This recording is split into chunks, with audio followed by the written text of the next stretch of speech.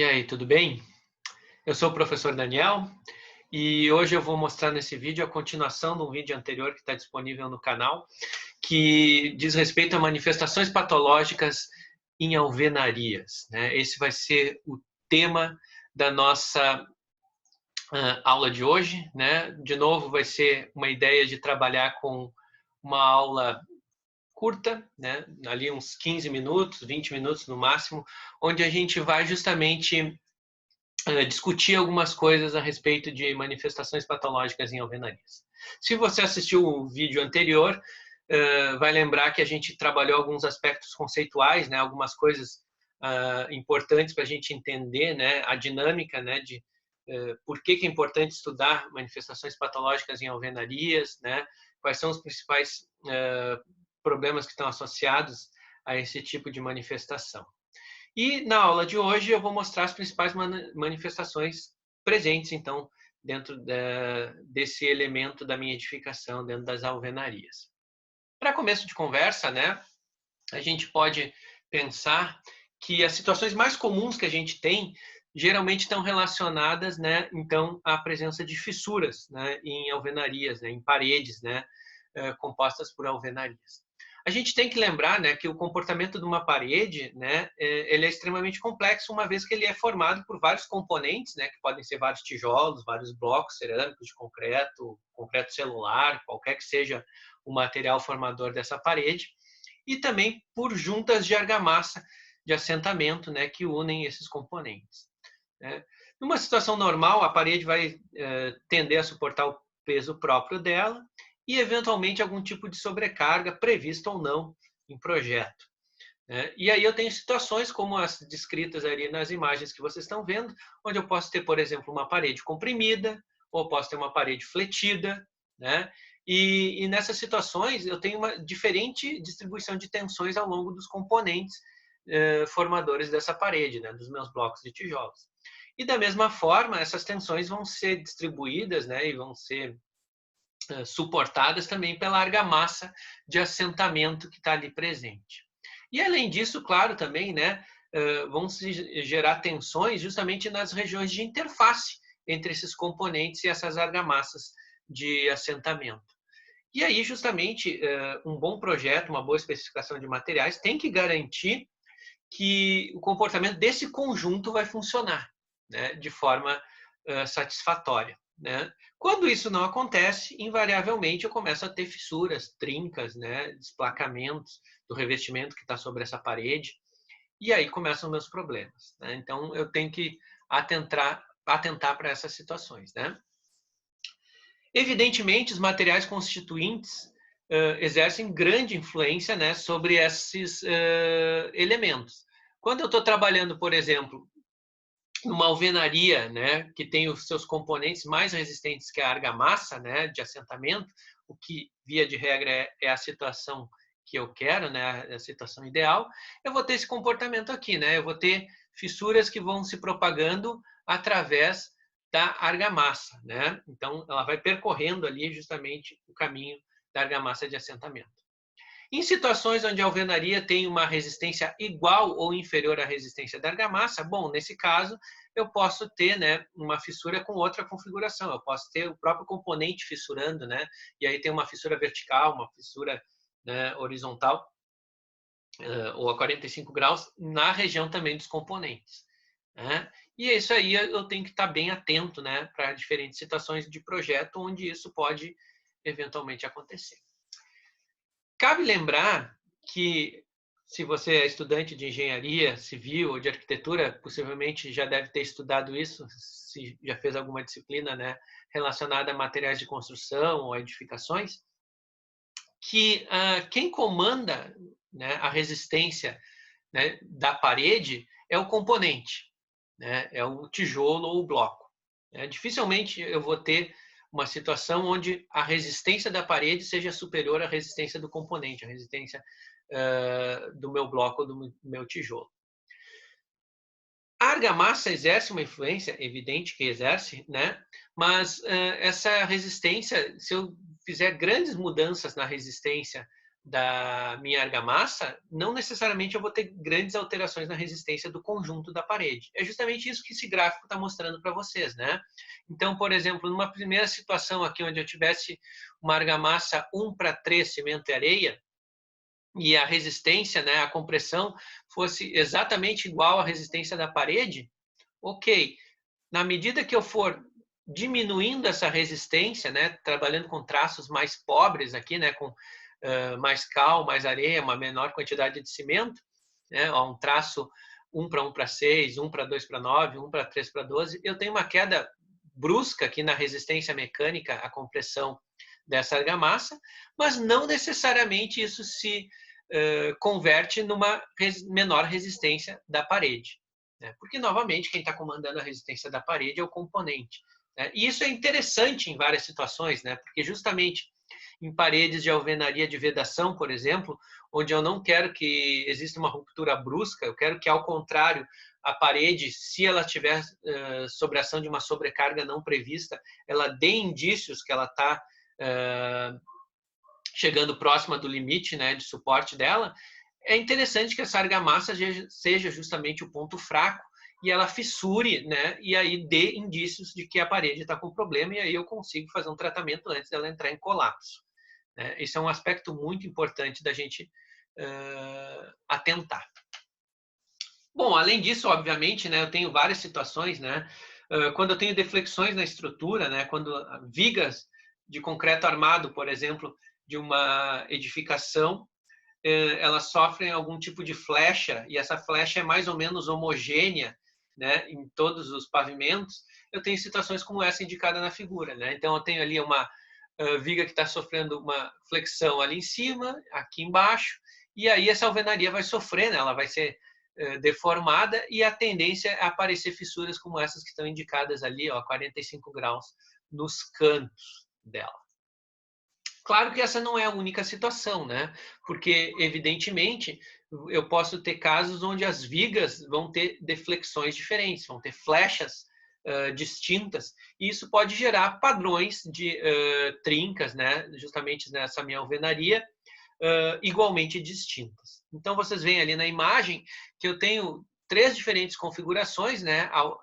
A bem aqui desse canto, parecida com a anterior que eu mostrei, mas eu posso também ter fissurações acontecendo mais fortemente junto ali à viga superior, ou configurações onde a viga inferior tem uma deflexão maior, e aí eu vou ter um maior nível de fissuração na parte de baixo dessa minha parede. Então, também é outra configuração importante. Além disso, claro, né, situações onde eu tenho aberturas, onde eu tenho portas, janelas, bem projetadas ou não, né, com a presença de vergas, contravergas, né, com algum tipo de projeto específico para ela, com os transpasses corretos ou não dessas vergas e contravergas, né, eu posso ter situações onde eu vou ter justamente fissurações nos pontos de concentração de tensão, que são justamente ali os pontos das quinas dessas aberturas, e aí eu começo a ter fissurações como as indicadas ali na foto, né? Eu começo a ter fissuras nesses pontos, justamente porque eu não consegui, através da inserção ou não inserção de uma verga, garantir que esse ponto ali absorvesse as tensões de forma adequada. Da mesma forma, não só as vigas, mas, por exemplo, quando eu tenho flechas bastante pronunciadas em lajes, isso pode afetar as paredes adjacentes a essa laje. Então, situações como a indicada ali na figura, né? Eu tenho uma laje de piso que está apresentando uma flecha pronunciada, ela está fletindo, e com isso eu começo a ter uma deformação ali naquela minha parede, que pode eventualmente flambar, ela pode fazer esse movimento aqui, né, de flambagem, e com isso, evidentemente, abrir uma fissura justamente ali naquela zona mostrada na figura. Ela tem uma fissuração, via de regra, horizontal, indicando que aquela parede sofreu algum tipo de flambagem, que pode ter sido oriunda justamente de uma deformação excessiva da laje daquele pavimento, né? Então, é outro aspecto também que a gente tem que cuidar. Vigas em balanço também são extremamente importantes da gente ter um cuidado na execução do projeto, né? No escoramento e reescoramento, e na retirada posterior final das escórias, porque elas podem ter flechas, né? Além da flecha instantânea, ela pode ter outros tipos de flecha posteriores, e isso gerar algum tipo de deformação naquele elemento em balanço, e com isso eu ter também um nível de fissuração grande, conforme indicado ali na figura, né? É por essas razões que é importante, né, um bom projeto, uma boa execução. A gente consegue ver, ó, nesse exemplo, uma edificação que está aqui, ó, com um pedaço em balanço, e esse balanço sofreu uma deformação, e com isso eu tive uma fissura se formando ali naquele ponto. Outro aspecto importante, outro aspecto fundamental da gente levar em consideração são as cargas térmicas, né? As movimentações térmicas que uma laje, por exemplo, pode sofrer, e com isso, né, gerar algum tipo de manifestação patológica, não na laje, mas na parede, né, na qual ela está sustentada, ou na qual eu tenho a vedação imediatamente inferior.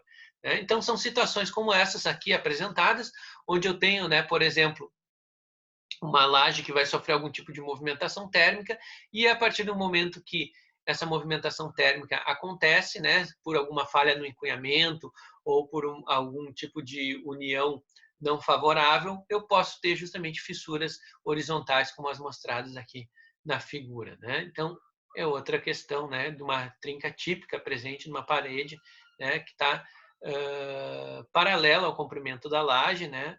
E aí eu tenho esse grau de fissuração.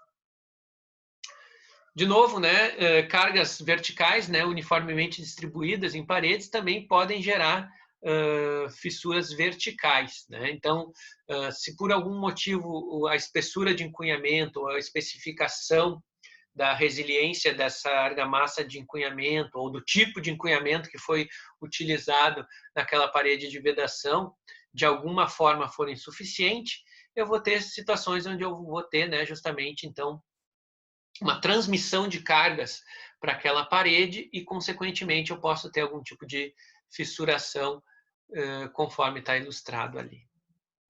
Novamente, aqui só um outro exemplo para mostrar, né, que as configurações mais típicas, né, de fissuras em alvenarias que tenham aberturas e onde não exista, por exemplo, a previsão de uma verga e uma contraverga, são justamente essas fissuras ali nas quinas das aberturas, com uma configuração de aproximadamente 45 graus, próxima de 45 graus, indicando justamente que naqueles pontos eu tenho uma concentração de tensões que o conjunto da parede não está conseguindo suportar.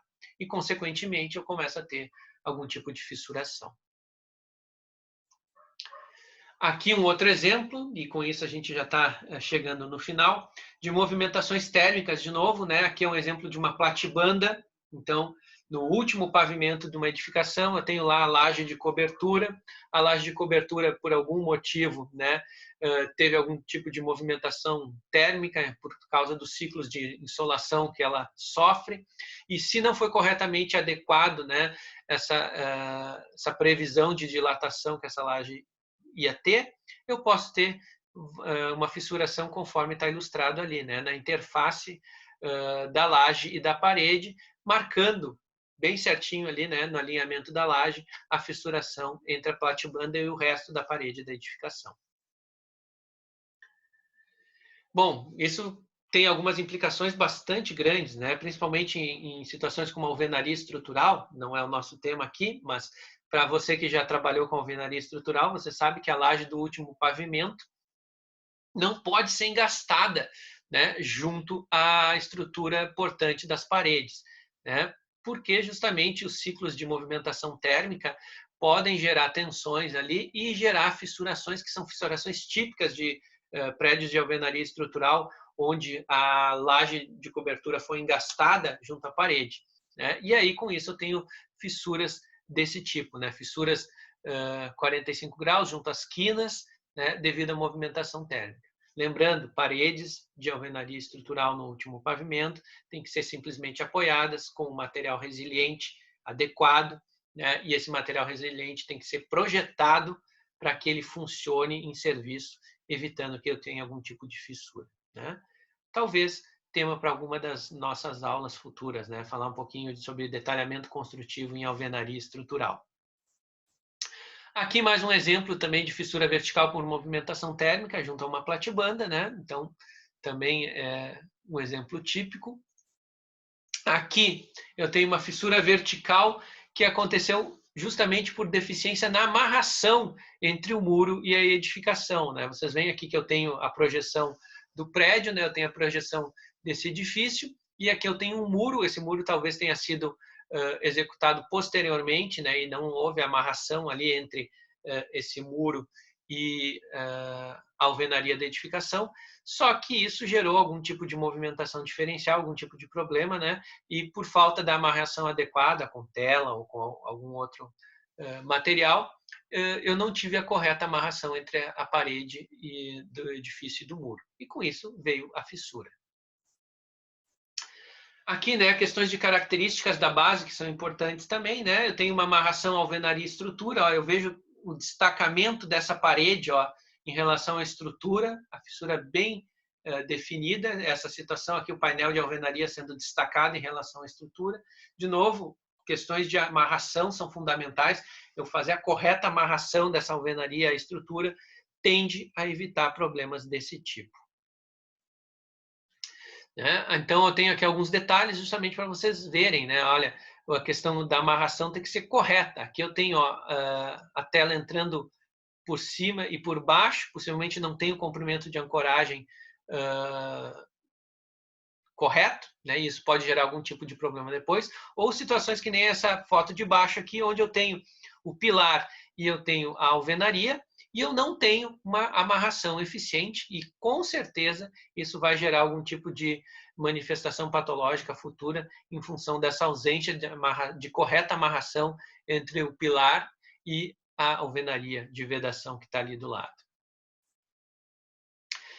Importante a gente cuidar, né, algumas questões, né, como o projeto de alvenaria, o projeto de execução dessa alvenaria, seja uma alvenaria de vedação, seja uma alvenaria estrutural. Bem, no caso de uma alvenaria estrutural, você sabe, não tem como fazer alvenaria estrutural sem um bom projeto, né?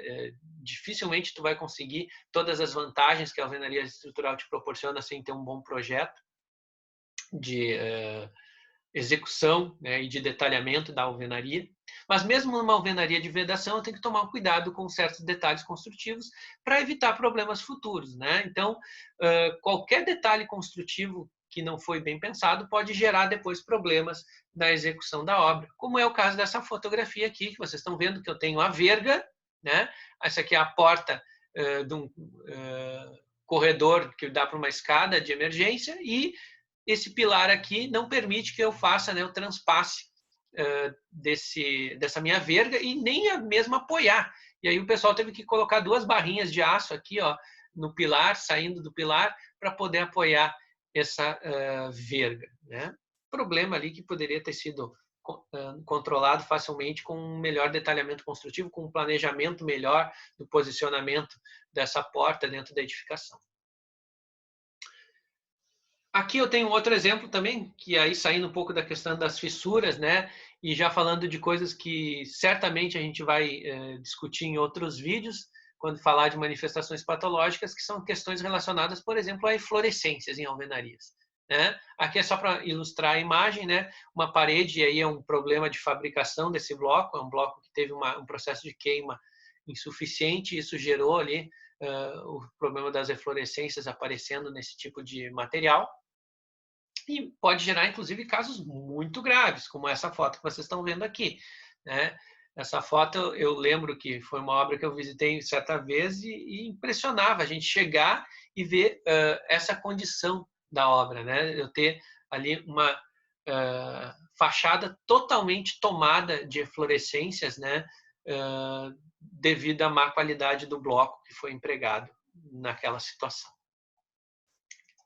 Então, um panorama geral é esse, né? A ideia, que nem eu falei, é a gente ter uma conversa rápida, né? Não passar mais do que 15, 20 minutos conversando a respeito do tema, para vocês terem, né, um pouquinho de informação a respeito dessa parte de manifestações patológicas em alvenarias. Bom, eu dei a base, né? Mostrei algumas coisas que são importantes, tanto nesse quanto no vídeo anterior.